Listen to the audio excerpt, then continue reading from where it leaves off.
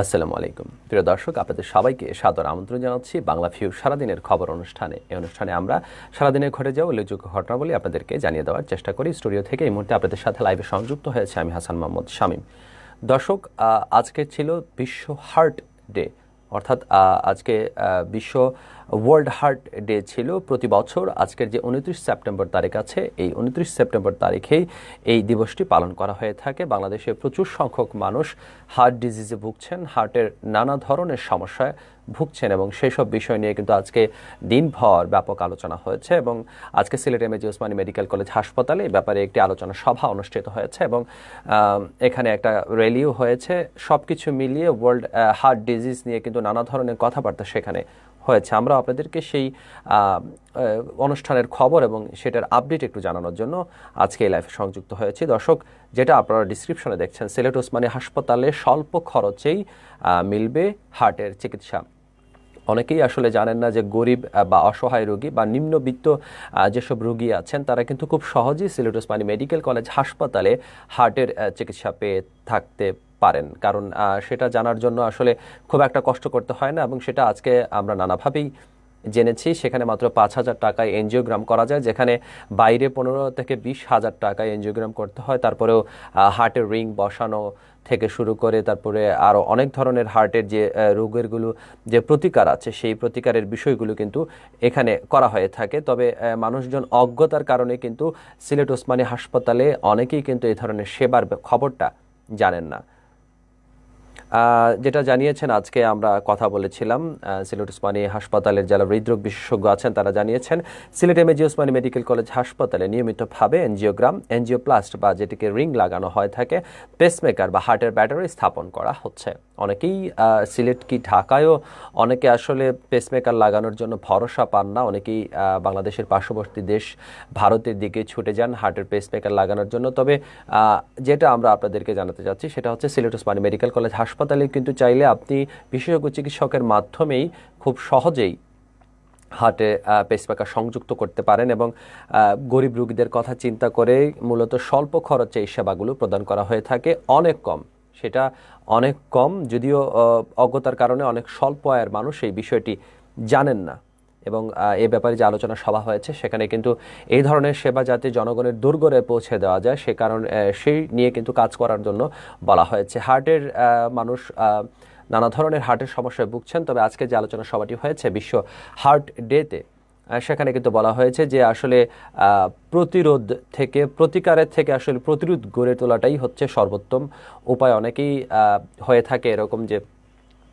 সিঁড়ি ভেঙে উপরে উঠতে চান না, অনেকেই লিফটে উপরে উঠে যান, নিয়মিত ব্যায়াম করেন না, ধূমপান করেন সহ নানা ধরনের যে খাবারগুলো হার্টের জন্য মারাত্মক ক্ষতিকর সেই কাজগুলো করে থাকেন এবং একটা সময় হার্টের রোগে আক্রান্ত হয়ে থাকেন। তাদের জন্য মূলত আজকে এই বিশ্ব হার্ট ডেতে বলা হয়েছে মানুষজন কিভাবে ঠিক কাজ করবেন। হার্ট ডের যে প্রচলন সেটি হচ্ছে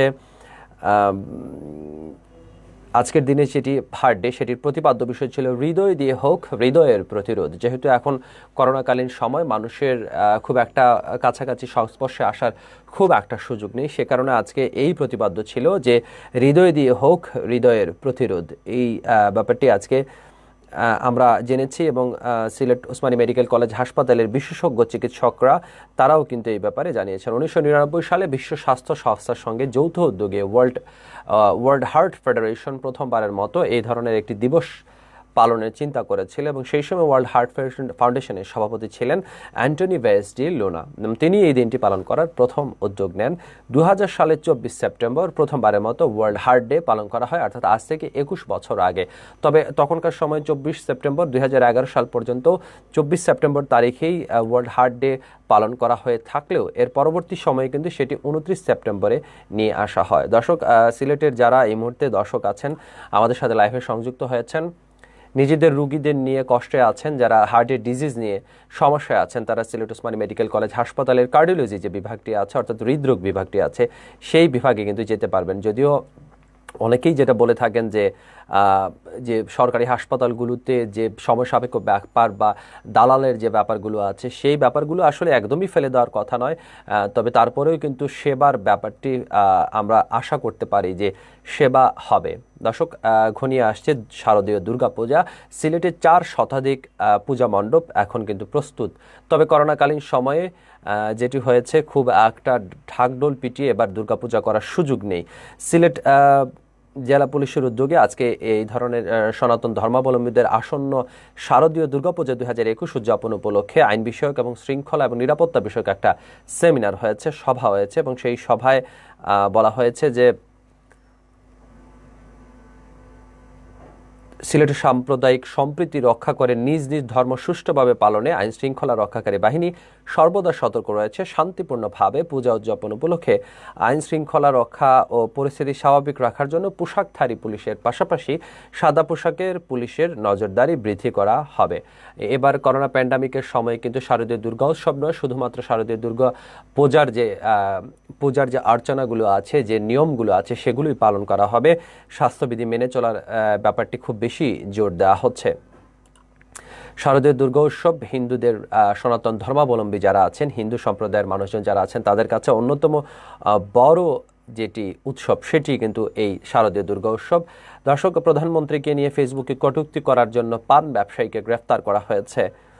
সিলেটে এই ঘটনাটি ঘটেছে। মৌলভীবাজারের শ্রীমঙ্গল উপজেলায় প্রধানমন্ত্রী শেখ হাসিনাকে কটূক্তি করে সামাজিক যোগাযোগ মাধ্যমে ফেসবুকে অশালীন লেখা এবং ছবি পোস্টের দায়ে পান ব্যবসায়ী আব্দুল মুমিনকে গ্রেফতার করেছে থানা পুলিশ। তার আগে শ্রীমঙ্গল থানার উপপরিদর্শক ইউসুফ বাদী হয়ে ডিজিটাল নিরাপত্তা আইনে শ্রীমঙ্গল থানায় মামলা দায়ের করেন। জানা যায়, গত 28 মার্চ একটি ফেসবুক আইডি থেকে প্রধানমন্ত্রী শেখ হাসিনা ভারতের প্রধানমন্ত্রী নরেন্দ্র মোদীর আপত্তিকর ছবি ফেসবুকে পোস্ট করেন আব্দুল মুমিন সেটা নিজের ফেসবুক আইডি থেকে পোস্ট করেছিলেন। এ ঘটনায় তাকে ডিজিটাল নিরাপত্তা আইনে মামলা রুজু করে গ্রেফতার করা হয়। এ ব্যাপারে শ্রীমঙ্গল থানার পরিদর্শক বলেন, মঙ্গলবার রাতে থানার এসআই ইউসুফ বাদী হয়ে ডিজিটাল নিরাপত্তা আইনে মামলা করেছেন এবং ওই মামলায় বুধবার দুপুরে আব্দুল মুমিনকে আদালতের মাধ্যমে জেল হাজতে প্রেরণ করা হয়েছে। সামাজিক যোগাযোগ মাধ্যমে অনেকেই কিন্তু অনেকগুলো বিষয় বুঝেন না, যেটি হচ্ছে নানা ধরনের পোস্ট তারা করে থাকেন, তবে সেই পোস্টগুলো কিন্তু আসলেই সমাজে বিশৃঙ্খলা তৈরি করে কিনা বা সমাজে অস্থিতিশীলতা তৈরি করে না সেটা কিন্তু দেখতে হবে। যে বিশেষ করে যারা সাধারণ মানুষ, যারা ফেসবুক ব্যবহার করেন বা সামাজিক যোগাযোগ মাধ্যম ব্যবহার করেন, তাদের কিন্তু এসব ব্যবহারের ক্ষেত্রে অনেকটাই আসলে সাবধান হওয়া জরুরি। সিলেট B24 একটা সংবাদ করেছে, সেটা আপনাদেরকে পড়ে শোনাচ্ছি। ভণ্ডপীর সিলেটি মুতালিব ছিলেন সমকামী। যৌন হয়রানি, সমকামিতা ও প্রতারণার অভিযোগে ভণ্ডপীর সিলেটি আব্দুল মুতালিব চিশতিকে গ্রেফতার করা হয়েছে। রাজধানীর তুরাগ থানাধীন একটি বাড়ি থেকে গত সোমবার রাতে তাকে গ্রেফতার করে ঢাকা মহানগর গোয়েন্দা পুলিশের গুলশান বিভাগের একটি টিম। এবং তার বাড়ি হচ্ছে আব্দুল মুতালিব চিশতি, যিনি নিজেকে পীর বলে দাবি করছেন। তার গ্রামের বাড়ি সুনামগঞ্জের ধরমপাশায়।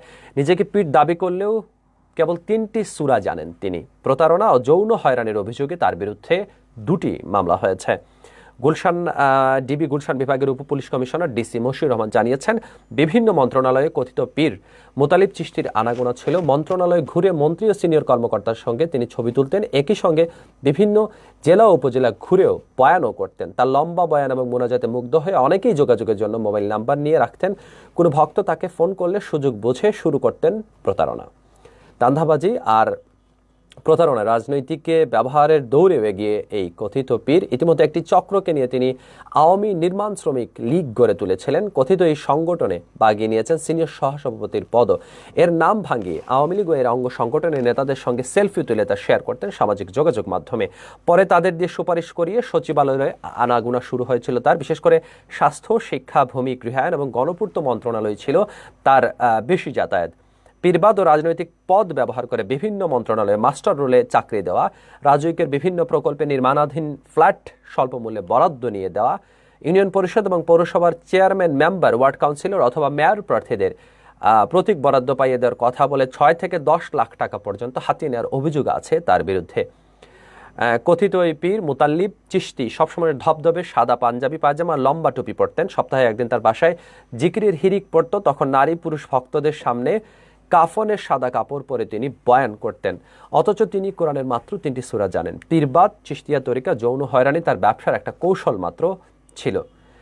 নানা অভিযোগই তাকে গ্রেফতার করা হয়েছে এবং এই ব্যাপারে যেহেতু তিনি সুনামগঞ্জের বাসিন্দা সে কারণে এটি সিলেটের পত্রপত্রিকাতেও এই বিষয়টি খুব গুরুত্ব সহকারে এসেছে। সিলেটে গণটিকাদান শুরু হয়েছে। নগরীতে 2 দিনে কিন্তু ভ্যাকসিন নিয়েছেন প্রচুর সংখ্যক মানুষ এবং আজকে আমরা দেখেছি ভ্যাকসিন নিতে গিয়ে প্রচুর সংখ্যক মানুষ সিলেট ওসমানী মেডিকেল কলেজ হাসপাতালে যেটি স্বাস্থ্যসেবার করোনা স্বাস্থ্যবিধি যেটি আছে সেটি স্বাস্থ্যবিধি ভঙ্গ করে তারা কিন্তু কোভিডের টিকা নিতে গিয়েছেন এবং এটা এমন একটা আশঙ্কার ব্যাপার যে কোভিডের টিকা নিতে গিয়ে কিন্তু অনেক সময় মানুষজন কোভিডে আক্রান্ত হয়ে পড়ার একটা আশঙ্কা আছে। আমরা যেটা বলবো যারা কোভিডের টিকা নিতে বিভিন্ন কেন্দ্রে যাবেন তারা কিন্তু একটু ধৈর্য সহকারে অপেক্ষা করবেন এবং অপেক্ষা করে সামাজিক দূরত্ব বজায় রেখে আপনার প্রয়োজনীয় টিকাটি সংগ্রহ করবেন। আজকের দিনে যেটি হয়েছে মঙ্গলবার এবং বুধবার সকাল থেকে নগরের বিভিন্ন কেন্দ্রে ভ্যাকসিন নিতে আসা মানুষের ভিড় লক্ষ্য করা গেছে।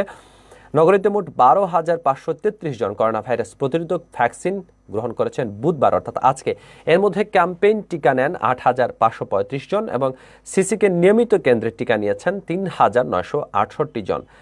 নগরীতে 21,899 জন নারী পুরুষকে করোনার টিকা দেওয়া হয়েছে। তাদের মধ্যে 82টি কেন্দ্রে টিকা নিয়েছেন 19,000-এর বেশি এবং নিয়মিত 3টি টিকাদান কেন্দ্রে টিকা নিয়েছেন 2,510 জন। সিলেট সিটি কর্পোরেশনের প্রধান স্বাস্থ্য কর্মকর্তা ডক্টর জাহিদুল ইসলাম সুমন জানিয়েছেন 25,000 লোককে টিকা দেওয়ার লক্ষ্যমাত্রা নিয়ে কাজ শুরু করলেও 2 দিনে মোট 34,432 জনকে ভ্যাকসিন দিতে সক্ষম হয়েছে সিলেট সিটি কর্পোরেশন। অর্থাৎ 25,000 ছিল লক্ষ্যমাত্রা, সেখানে 34,000কে দেওয়া হয়েছে। অর্থাৎ প্রচুর সংখ্যক মানুষকে কিন্তু টিকাদানের প্রক্রিয়াতে নিয়ে আসা হচ্ছে। সে কারণে আমরা আপনাদের প্রতি অনুরোধ থাকবে যারা টিকা এখনও নিতে পারেননি তারা কিন্তু টিকা নেওয়ার ক্ষেত্রে ধৈর্য ধরবেন, কারণ ধৈর্যের ফলেই কিন্তু আপনারা খুব ভালো পরিবেশ অর্থাৎ করোনা মুক্ত পরিবেশেই টিকা নিতে পারবেন। প্রিয় দর্শক, এই ছিল আজকের দিনে ঘটে যাওয়া সিলেটের সর্বশেষ ঘটনা বলি। আমরা আগামীকাল আবারও আপনাদের সাথে সংযুক্ত হব, এভাবে জানানোর চেষ্টা করব সিলেটের সর্বশেষ অবস্থা। এই অনুষ্ঠান সম্পর্কে যদি আপনাদের কোনো মতামত থেকে থাকে সেটা কিন্তু কমেন্টস বক্সে লিখে জানাতে পারেন এবং অবশ্যই শেয়ার করতে ভুলবেন না। দেখা হবে আগামী প্রোগ্রামে। সে পর্যন্ত সবাই ভালো থাকুন, সুস্থ থাকুন, বাংলা ভিউর সাথে থাকুন। খুদা হাফেজ।